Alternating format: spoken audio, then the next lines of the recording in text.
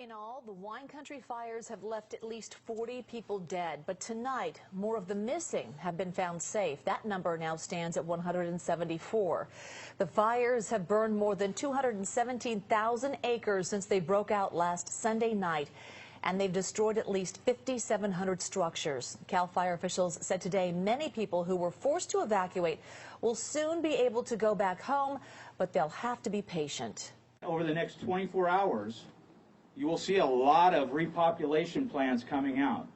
It's very important for us to phase those repopulations in appropriately at different times throughout the day so that we don't have a mad rush to all go in and repopulate and cause traffic congestion and safety issues for the public. I'll look now at the latest containment numbers. The Nuns fire is now 25% contained. The Pocket fire also at 25% containment. Evacuation orders for Healdsburg were lifted an hour ago. And further south, the Atlas fire is 56% contained, and the neighboring Tubbs fire is now 60% contained. So far, the Tubbs fire has burned more than 35,000 acres in Napa County between Calistoga and Santa Rosa. It broke out late last Sunday night. Yeah, we are live in the heart of the burn area here in Coffey Park. Surrounding us is 200 acres of destruction. The sights, the sounds, the smell of it is quite overwhelming. We've seen PG&E crews, dozens of them, working all day long to restore power and gas service out here. They do not have an estimated time of when that'll be done. Officially, this area is not yet open to residents, but we did find one family who managed to make their way in. For the past week, drones have been prohibited from flying above one of the hardest hit neighborhoods in Santa Rosa. Banned, that is, until today. KPIX5 got special permission to fly over Coffey Park, where SkyDrone 5 shows us the devastation stretching all the way to the horizon. We spent the day driving and mapping the perimeter of the burned houses, which is nearly 3 miles all the way around. The massive burn area encompasses about 200 acres of a densely populated neighborhood on Santa Rosa's northwest side. All told, that's 2,800 homes. I just can't believe it, that my house would look like that. 85-year-old Joe Rosa was one of the first homeowners allowed back in.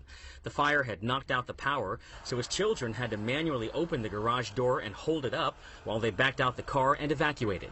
The house was one of the closest to the advancing flames and was likely one of the first to go. Joe had lived at 1901 Pine Meadows Drive for 35 years. How are you going to go on with life now? I don't know. I'm going to just live day by day. Today, the family is on the hunt for diamond earrings, coins, pottery, anything that may have survived the intense heat. Joe's wife is suffering from dementia and is near the end of her life. Part of her ceramic angel collection made it. What does it tell you that these angels survived? There's hope, and we'll be moving on.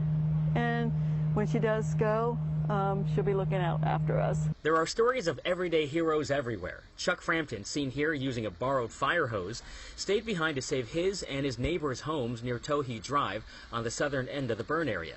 Neighbors now take turns patrolling for, of all things, looters.